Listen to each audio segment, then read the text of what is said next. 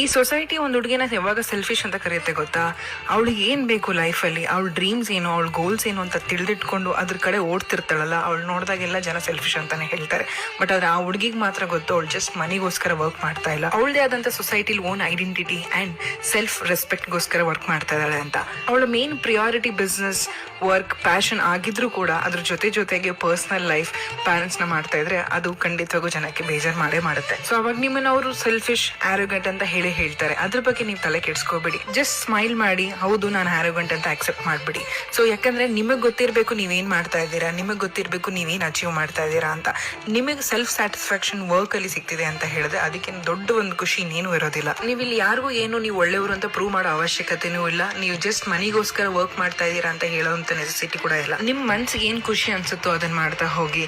So life ಅನ್ನೋದು ತುಂಬಾ ಚಿಕ್ಕದಿದೆ. ಈ ಚಿಕ್ಕ ಜರ್ನಿಯನ್ನ ಎಂಜಾಯ್ ಮಾಡ್ತಾ ಹೋಗಿ. ಬೇರೆಯವ್ರು ಏನ್ ಅನ್ಕೊಳ್ತಾರೆ ಅಂತ ಈ